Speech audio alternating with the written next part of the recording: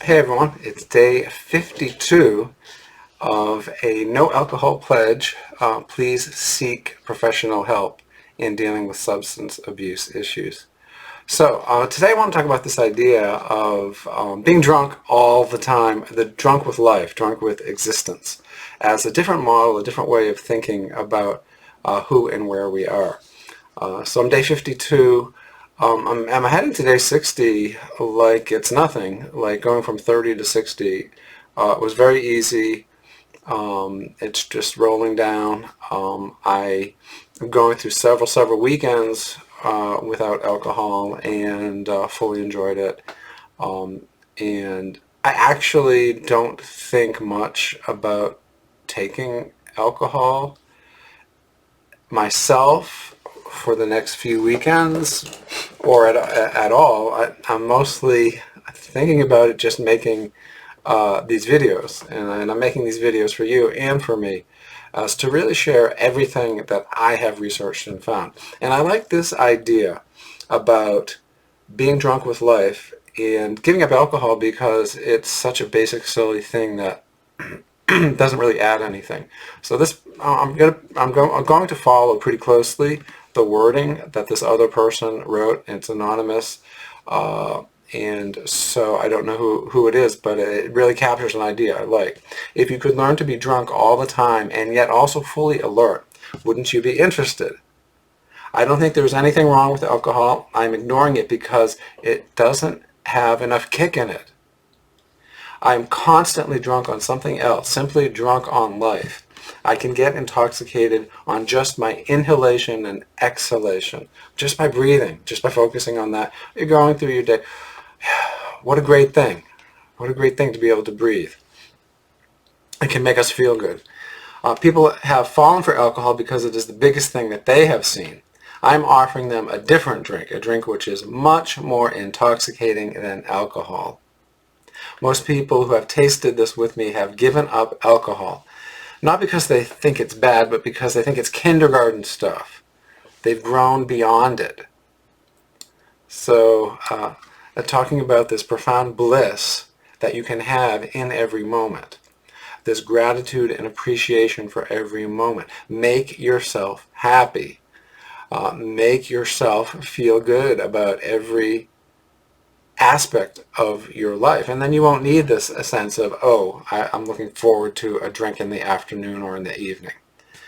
The question is not about wrong or right. It's not a moral standpoint. It's not like saying alcohol is evil, the work of the devil, the liquor of the devil, the poison from hell. No, it's not a moral thing. It's just that it's very limited what alcohol gives. You drink a little bit tonight and tomorrow morning, you get a big hangover. But I can be drunk 24 hours of the day, no hangover. It doesn't cost anything and it's good for health. Isn't that a better way?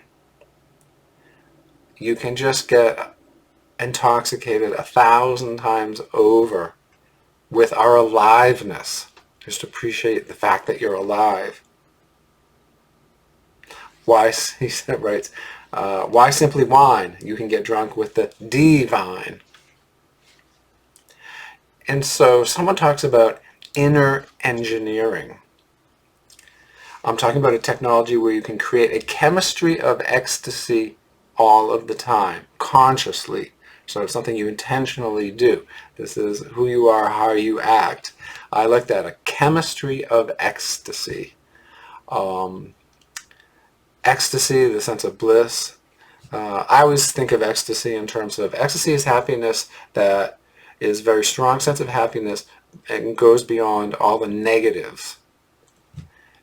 So you're standing out of the negatives in your life. So chemistry of ecstasy. And this person writes about this spiritual path in terms of doing it consciously, being aware of it. So a lot of people just go through their life one thing after the other, unconsciously, not really aware of what they're experiencing, just doing what they have to do, and not just being fully aware of the amazement of it. They're just unconsciously going through the motions without really full awareness. Instead of being fully aware, being consciously, intentionally aware and also making that feel amazing and wondrous by the thoughts that you have attending that. To do that in every moment. To always be thinking positive, wondrous thoughts, that everything is part of this wonderful experiment of life, and you can make every moment really, really special and unique. You can think about your loved ones. You can create this great world that you live within, consciously, doing everything you do with a conscious attentiveness to that present emotions that you're having. And even you can even incorporate past and future. It's not just about the now. It's about remembering the past, and it's about looking forward to the future as well. But being appreciative of the future now. And so this chemistry of ecstasy, you can really look for that and focus on these kind of things. Instead of drinking alcohol, and instead of thinking about not drinking alcohol. So when we talk about this 90-day pledge, it's also a time to experiment with this. How can I make myself happy in every single moment? Whenever I think about, oh, alcohol, think about something else. Whenever I'm thinking about alcohol in the future, think about something else. If I'm thinking about going out with friends, going to a bar, yeah, you can still do that. Drink zero, drink something that doesn't have alcohol in it, and you're still with your friends, and you're still having a good time. So this conscious awareness of the wonder of human existence. And someone else mentions, to sort of look at the negatives of alcohol, alcohol kills more people than all other drugs combined. That seems to be a fact. And also, the average number of years lost to death by alcohol is 29 years, according to one study. So people are losing not just 2 or 3 years at the end of life. A lot of them are losing half their life. They're dying in their 30s and 40s and 50s, when they could have had another 30 years. So that goes to the big cost of alcohol.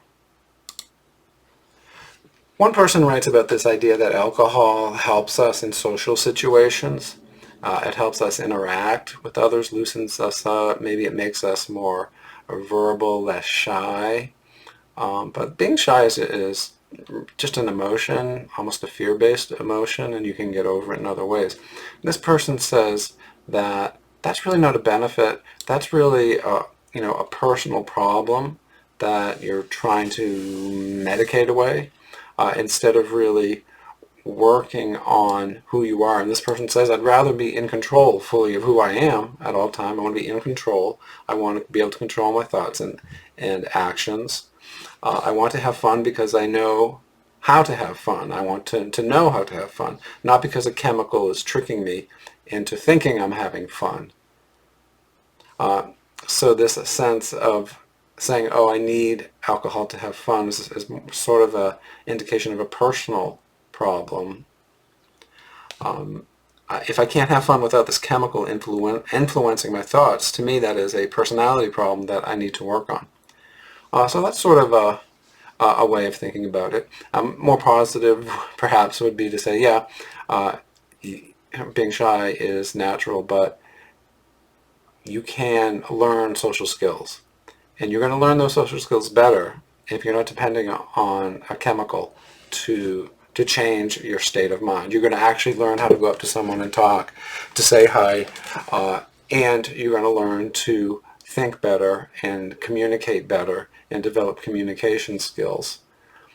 And you're just not going to go along with the rush of alcohol, because when you're socializing with a lot of alcohol, it can become silly and stupid and not real communication. And are you really having fun, or are you just experiencing an inauthentic, momentary joy in the moment that really doesn't connect with what you're fundamentally interested in terms of your own happiness and meaning in life, and really what you want to do, what you want to be?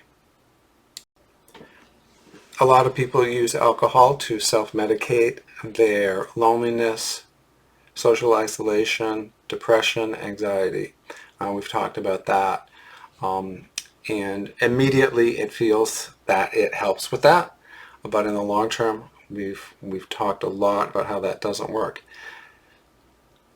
And specifically, if you're having these problems, maybe experiencing those issues, those realities, is a good thing, because there's a reason to experience them. Loneliness is part of life, even the most social life. Times of depression or sadness, times of worry and anxiety, these are a part of life, and they are there for a reason and have something to teach us. When we lose someone we love, feeling that pain, that loss, is good in some ways if we can also make it as a way of remembering the love we've had. So alcohol, if we use it to self-medicate, can prevent us from dealing with these emotions in better ways and letting us follow them to a more healthful resolution. A lot of times they say, if you're using this to dull the pain, you never work through the pain. So there are people who 30, 40 years of drinking alcohol have never dealt with the pain that caused them to start drinking 30 to 40 years ago, when they could have processed it and got through it much better. Again, alcohol shuts down some of the higher parts of our brain that deal with thinking, processing, weighing choices, and dealing with emotions. So it's not necessarily the best path to take in dealing with these emotions of loss and sadness, which are a part of life. And we need to find a way of feeling loss and sadness authentically. That's okay to do that. We need to do that. One person writes, "I don't drink alcohol because I've seen what it can do to people." And I think that's true. So here's one story that I found particularly telling and helpful. It's a story written by a son about his mother. His mother was divorced, and she would drink alcohol. And I'm changing the story a little bit. On one day in particular, there was he was having an 18th birthday party. So it was a big party for him. All the family was there, friends were there. And the mother started drinking as she was preparing for the party. And she got sloshed. She got very drunk. And then she just got very, very tired and just went up to her bedroom with a bottle and just didn't come back down the whole rest of the party. And everyone asked him, "Where's your mom? Where's your mom?" And he just said, "Well, she's sick. She's upstairs. She's sick." So she missed the party, and that was a very telling moment for him. Well, eventually she went to AA, she went to counseling, and her life got better. She got a better job. But as the years went in and out, there would be years where she would drink a lot more, a lot less. And she never fully got out of it. So he watched his mother live the life of an alcoholic. She never remarried and became what they call a functional alcoholic, was able to work, drank every night, and really didn't develop her life. And so the son was witness to this, saw this during his adult life, and so he would never drink alcohol. She tried. I mean, she went to AA, but she would pick up a bottle on the way back and come home drunk, and just could never get out from under alcohol. So he said something that explained why he doesn't drink. He writes, "I don't drink because I don't want to become what she became, what my mother became. I don't ever want to be anyone else other than myself." So it really changes who people are. From my point of view, that's what alcohol does. It makes you someone besides yourself.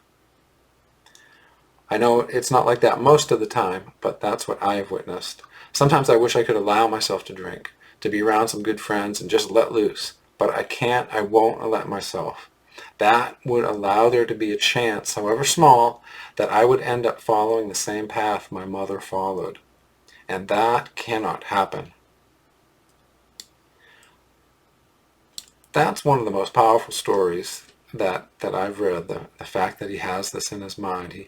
I cannot allow that to happen. Because he's seen it. He's seen this terrible thing. So yeah, this very dangerous substance. It has the, unlike caffeine, it really doesn't change who we are.